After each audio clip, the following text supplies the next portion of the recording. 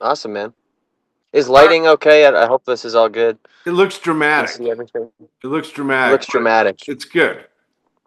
All right, cool. Dramatic it is for today. That's all right. Hey, you guys. Thanks for tuning in to the Eclectic Mix with Steve. And I get to interview Guy from Sqwerv. Did I say that right? Yes, You indeed. did. You did. You nailed it. First try. From Denver, Colorado, and we'll find out more exactly. But the Eclectic Mix with Steve on RadioSunnyside.org, and they're going to be playing the Orpheum here in town this Friday night. And who's warming up for you guys? We got two bands. So one who are flag locals, Butt League. They all grew up there. They're Oh, down in cool. Tucson now.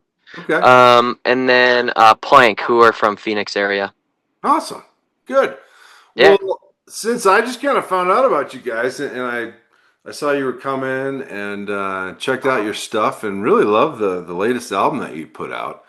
And Thanks, man. just why don't you give me a quick little history of you guys, so the people here in town that maybe don't know you can get to know you a little bit. Sure thing. So we, yeah, our band based out of Denver, Colorado. We've been a band for about 8 years now. Okay.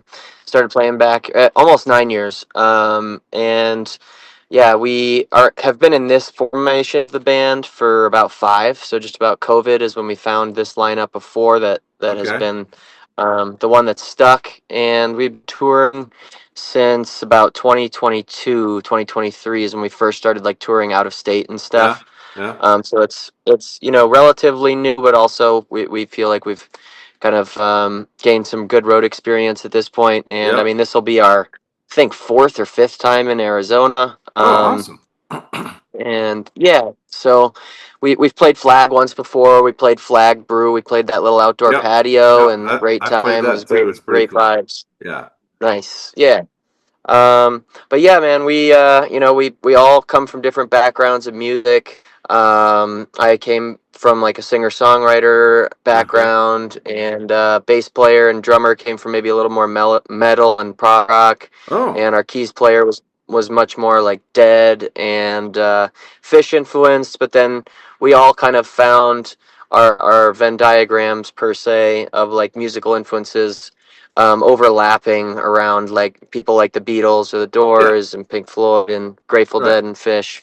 Right. So yeah, Well, so how is the tour going? tour's going really well. As far as a band our size goes, we're very grateful to be having the kind of tour we're having.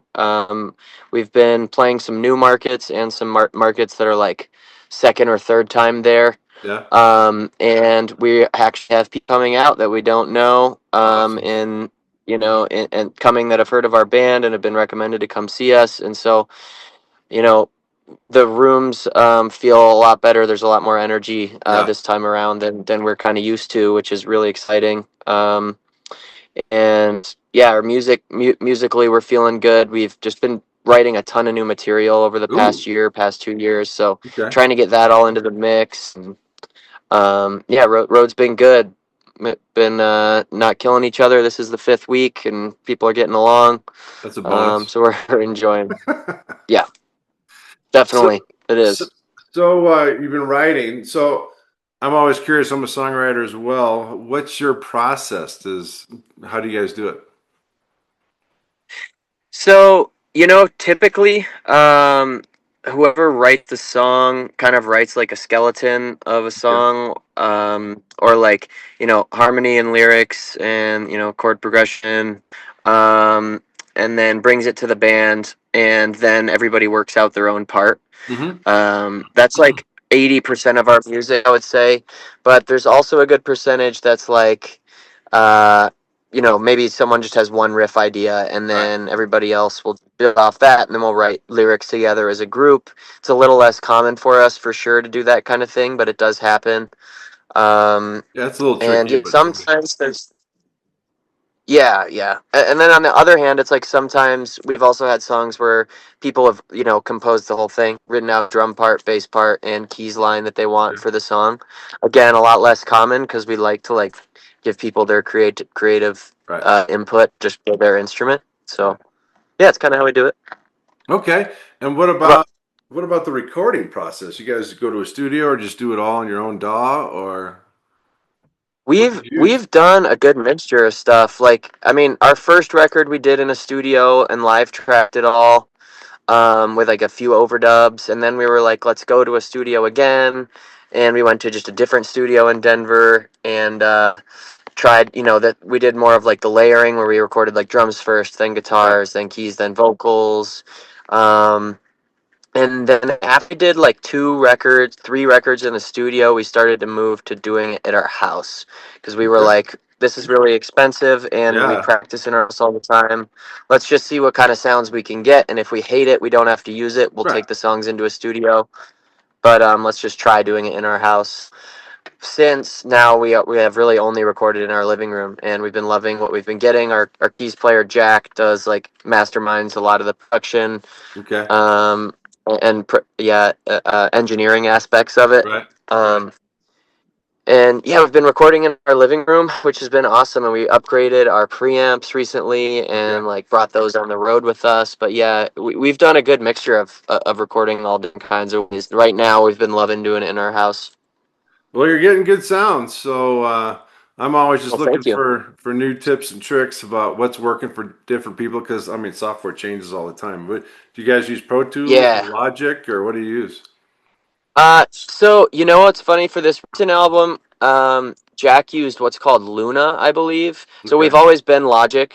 When we were in Yeah. the studios, it was all Pro Tools. Like every Right. studio's used Pro Right. Tools, but Right. at home we just used Logic. And he has this DAW called Luna because it's more compatible with the Universal Audio preamps we Okay. have now. And that's what we're using to record everything through, and they sound really nice. But yeah, the I think just like we it's funny like the last records in our house we've just been kind of more like just try and capture the room and not be so like all right, everything needs to be really isolated, everything needs to be super Right.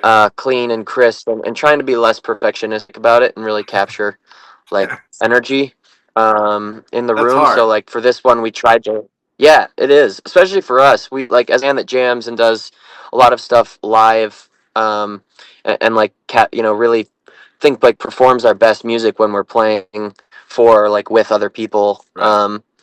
It's hard to capture that feeling in the studio, Hmm. and we like what we've created, but we really just want like a little bit of that to try and translate through better. And so, like for this most recent record, this was the first one besides the very first record we did when we were, a lot younger and didn't know what we were doing quite as much. Right. I would say where we're all trying to get our takes together. So we have like anywhere between like 10 and 20 takes of each song. Sure. Is kind of when we'd get to take like 13 to 16 is when we'd start to find that that's where we'd really get it right, which was arduous and nerve-wracking because like, you don't want to mess up at the end of a take. Yeah. But we really enjoyed it. Like the product, listening back, it feels a lot more natural. So we enjoy that aspect of it. Well, yeah. It's hard to get that energy, but it sounds like you found a good way to do it, which is cool because like I've been listening to your latest album, and I still got to dig into some other things, but Keep On Moving and Psychic Warfare are definitely two that jump out at me. They're really strong ones. Heck yeah. I've been singing along to Keep On Moving. I found a That's beautiful. That's nice, nice. Well, if I'd love to hear it at the show. You got Yeah, come let us know I'll what you sing found. really loud for you. I'll sing really loud. Perfect.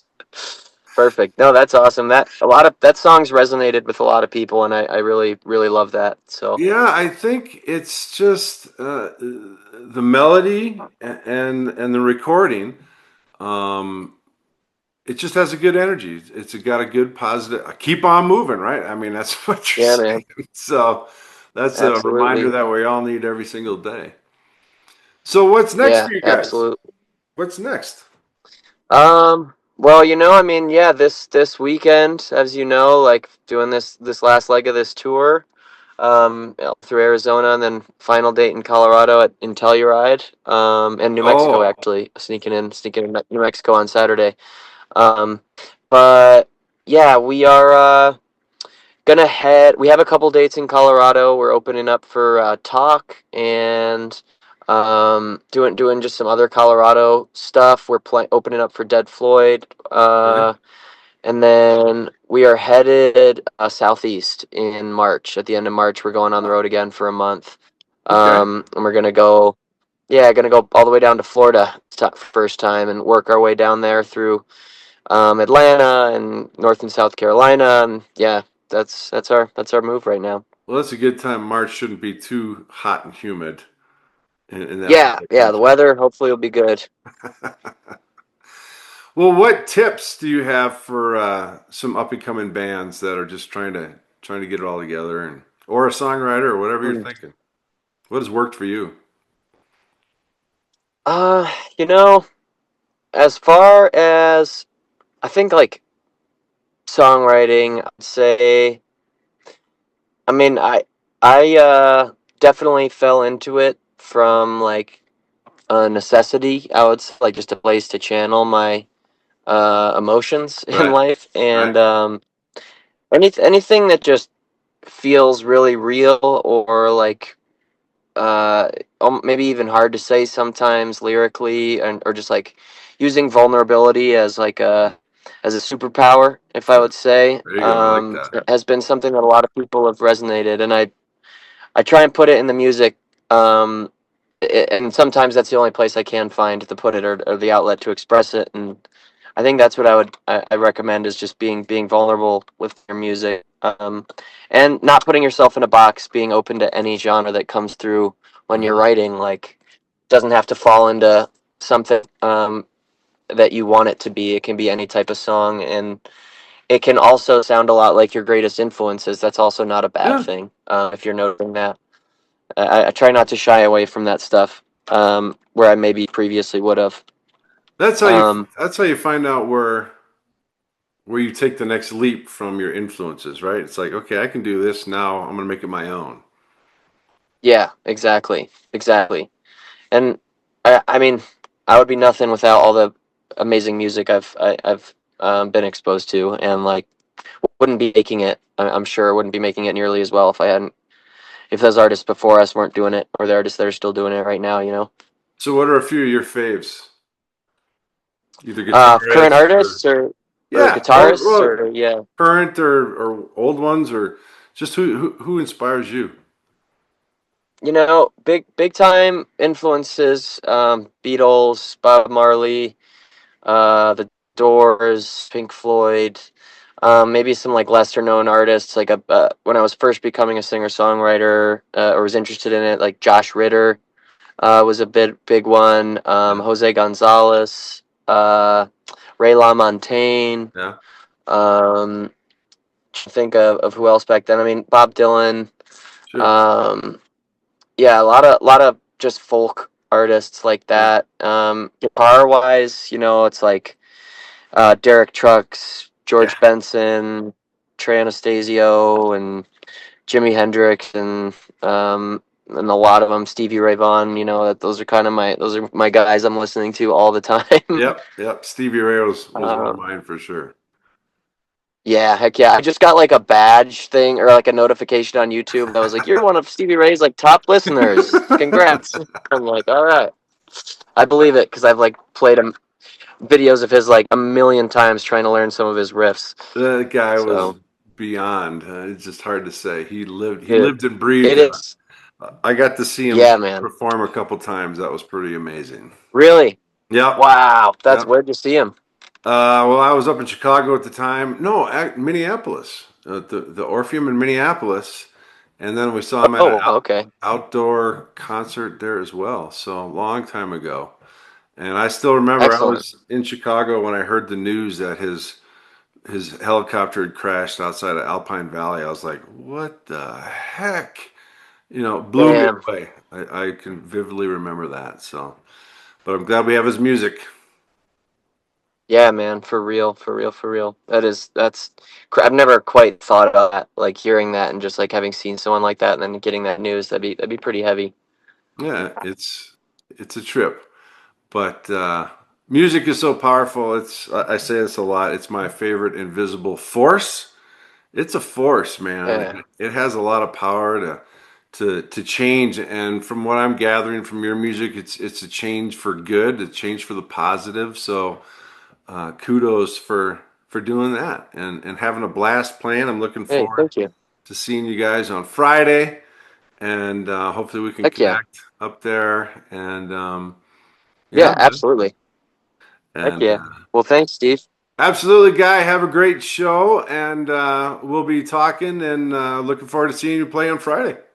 Thanks. Yeah, man. Looking forward to meeting you. See All you right, in 2 absolutely. days. Sounds good. Take it easy. All right, man.